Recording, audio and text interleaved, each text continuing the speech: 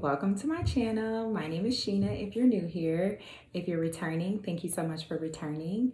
And don't forget to like, comment, and subscribe to my channel.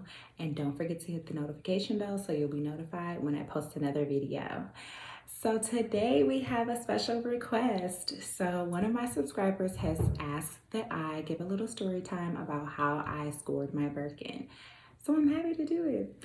So we're just comfortable tonight. It's a little girl time, story time. I got my wine, get you some, and I'm gonna go over how I scored my bag at the Dallas Boutique here in Texas.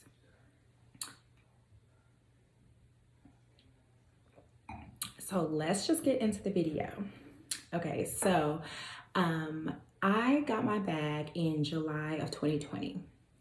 So prior to that, I don't know how many things I had gotten from the store. I know I probably purchased about 2 things, and then I had like other things that were maybe gifts, and but always purchased under my profile. So that's one thing that ladies and gentlemen, if you get a gift from someone and it's like a luxury item and you have a history with that store, I always try to make sure that the purchase is under my purchase history. Even if it's not from you, having it purchased, even if you're not paying for it, having it purchased under your purchase history will make sure that the store and the boutique knows, you know, of the items that you have, and it develops a purchase history for you.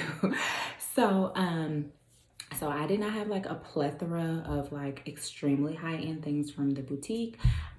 I had like a click-clack, some shoes, 2 belts. I bought a blanket, and I have like a change tray from there. And I have perfume. So not a bunch of like high-end stuff, just things that I really enjoy and like. And I honestly was not even trying to build a purchase history.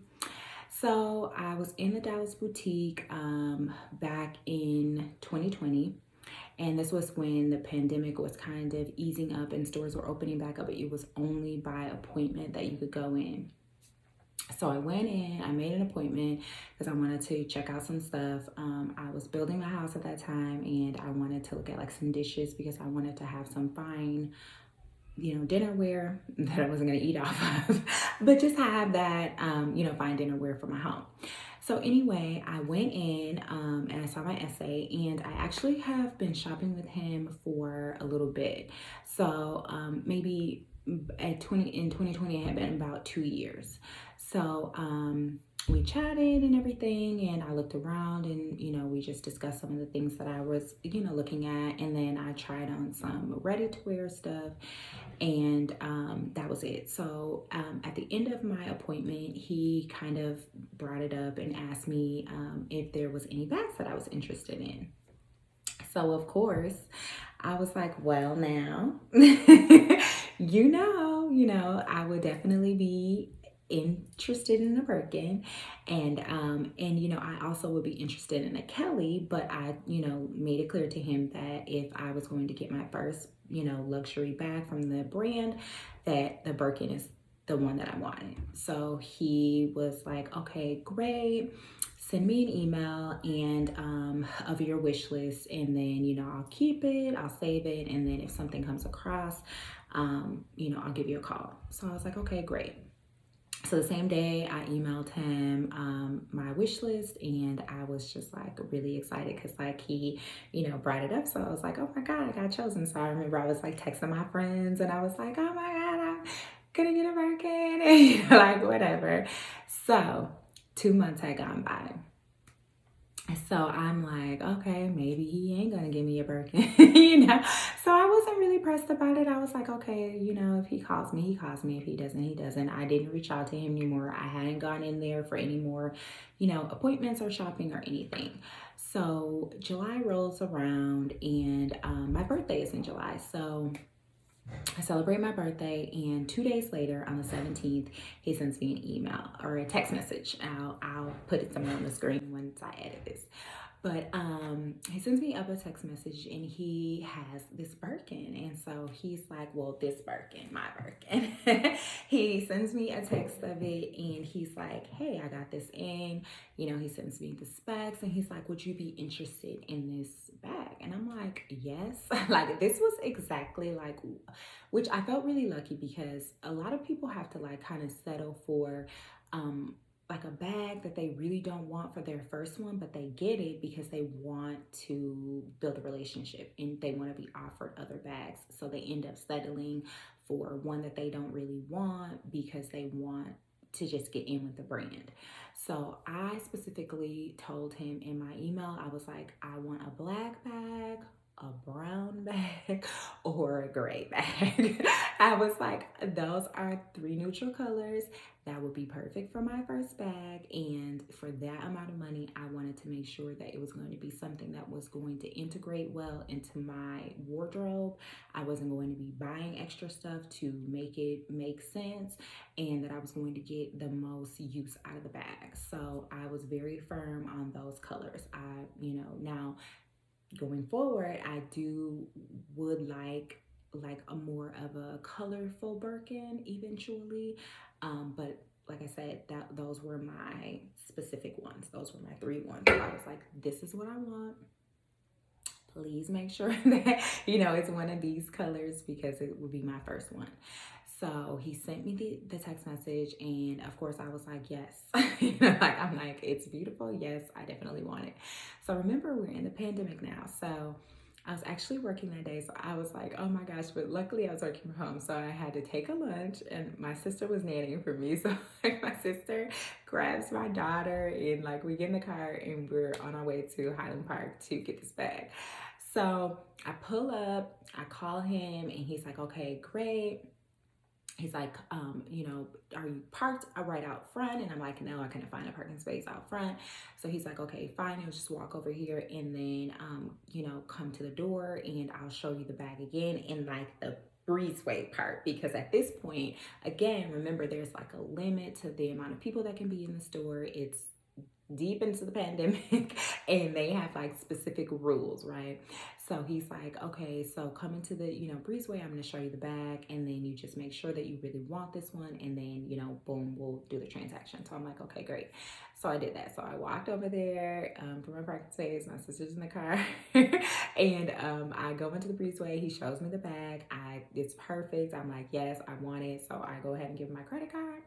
I go back to my, so he's like, okay, I'm going to wrap it, make it really nice or whatever. And then, I'll do the transaction and I'll call you. So I go back to my car and I sit there for like 10 minutes and it's like forever. And then he calls me and he's like, hey, come back. I got the bag wrapped and, everything is done. So boom, I get the bag. So honestly, my experience when I look at other people's experiences online, I did not have that tough of a time.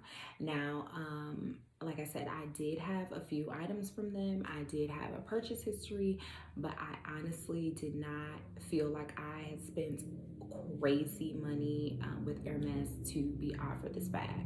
Now, I do feel like having a good relationship with your SA is going to be essential if you want to get a Birkin, because of course so many people want to get these bags and they don't want to give them out to just everybody. They want to be very specific and they don't want to sell so many per year, and they actually want to make sure that you are someone who wants the bag because you like the brand and or you love the brand, and you're not going to just be getting the bag so you can resell it for double the price. So I think that that was really important as well. Like my SA knew me. He knew that, I love the brand. He, like I said, I was never really asking for a Birkin. It was something that I think that every woman who shops in there has in the back of her head, whether it's a Birkin or a Kelly, or even a Constance, like one of the ones that you cannot get. I'm pretty sure everybody has that in their mind when they're going in there and they're spending money. They're wanting to be looked at as one of the people that would possibly be able to be offered this bag. And then also it's the game. So of course you want to be offered this because so many people are not offered, and they try and try and try, and they're just not offered the bag. So you feel special, like honestly, you really do. You feel special because you're like, oh my gosh, this is so heavily sought after. People cannot get this. People are paying double for this, fighting for this, and they're just offering this to me, like, so you definitely feel special. So my advice to anybody who wants to try to get a Birkin from the store is to find, go to your local store, build a relationship with your SA. My SA, I have a phone number, his work phone number and his email, of course.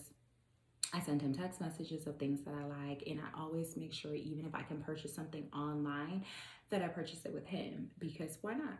I like to get my stuff in the store anyway, because I like that instant gratification of walking in there and getting it all wrapped up and walking out with my orange bag, and like the shopping experience, having my champagne and just chilling and just actually talking to him. Like, I know all about his family, he knows all about mine. So I think just building a relationship with your SA is essential as well, because then they kind of want to get you what you want. They want to get you a Birkin, or they want to get you a Kelly, or like I said, whatever you want. So I think that's essential to trying to get a Birkin or a Kelly, or whatever bag you may want. And then also, I feel like if you're going to wait it out to get it from the store, just having patience and not focusing on it. I was not focused on like it every single day. Now, I ain't a liar. Okay, I was very excited when he told me to email him, and I was talking to my girls like, oh my God, I want this bag. But I just knew that I honestly felt like it was going to be like a year or something, because I know people are say like, oh, it was 6 months, it was a year, blah, blah, blah. So I honestly did not think it was going to actually happen that quickly. So the fact that I was offered the bag, like, and then 2 months later, boom, I got it. I was very shocked, because I was not expecting it, So I think that just, building that relationship and then just being patient is going to be your best bet with waiting to get one from the store. Now, I have nothing against the pre-love market and people who get them, on the pre-love market, or gets a shopper to get them. I think like people get them from Net-a-Porter and other places. I don't know about the pre-love market that well. I know the Real has them. They have a store here. I actually went in there before. I just wanted to see what like the prices were and stuff like that, and they were crazy. So like for me personally, I like getting things from the store because I like the experience. So I like knowing that I got it from the store. I like the receipts. I like to be able to go back to the source if I have a problem. It's not going to be any issues. And, that's just me though. I have nothing against if people want to get it from the pre-love market, but with Birkins and Kellys and just Hermes bags in general, Hermes, the markup and the pre-love arena or the pre-love world is crazy. Like, the bags are already expensive, so the markup that they put on the bag just creates patience in me because I was definitely not going to be paying double what you can, what you could get two in the store most of the time, like with what they charge on the pre-love market. So I definitely was not going to be getting a bag from the pre-love market. So I'm really satisfied with my bag. If I never get another one, I'll still be satisfied. I definitely still, like I said, I do want like a color one now because I have a neutral. So like I wouldn't mind a black one. I mean, clearly, once I show you my bag collection, like over time, you'll see I love a black bag. So I would definitely not turn down a black bag. And then, but I actually just want like a colorful bag, because I feel like the Birkin is such a statement bag. And I feel like for a statement bag to have it in such a nice color is even more of a statement. So I definitely in the future want to get a colorful one, maybe like a purple or electric blue or something like that. That is definitely my future wish list, like future wish list. And then I definitely want to get a Kelly one day. So I have a pretty complete bag collection, and like things that I'm getting now are just like really rare bags that I want in my collection, but I really am not, you know, all the bags that I really want I have already, so and then that's just like with Chanel. I really want a colorful Chanel classic flat bag, but Chanel's prices, whew. I don't know. Because, like I said, I don't like buying things off the pre loved market. So I would definitely still want to get it from Chanel, but I don't know. I don't know. And also because I have a classic flat from Chanel, I have a boy and all of that. So it's like to know that I paid half the price for what they're charging now, I don't know about that. But anyway, so that is my Birkin story. It was very simple and short. I didn't have to jump through a lot of hoops. And like I said, if you kind of know what you want and you go in there, you build a relationship with an essay, I think that you'll be able to get one. I think also just letting them offer you the bag and not going in there and buying like a click clack and then 2 months later being like, oh, by the way, I want a Birkin or a Kelly. Because obviously you're going to look like, okay, I'm just buying a click clack and I'm coming in here because I just want to score a Birkin from you. So I think that just being authentic and building up a relationship and actually having the desire to acquire things from the brand and build a collection of items outside of just getting the rare bags from them, I think that that is something that appeals to them because they actually have their manager like review your account before they offer you this bag, like before they even make the recommendation to you or ask you to send you this wish list or whatever. Well, that's how they did it in Dallas. Now I don't know how they do it everywhere else. Where else? I also recommend when you want to get like a rare bag or something like that. Now, I had a specific essay here. It worked for me. I didn't have any problems with my essay. I have a very good relationship with him. But I do not limit people to just having an essay in one place. Like for me personally, like I live in Dallas. So if I go to Houston, I might build a relationship with an essay in Houston.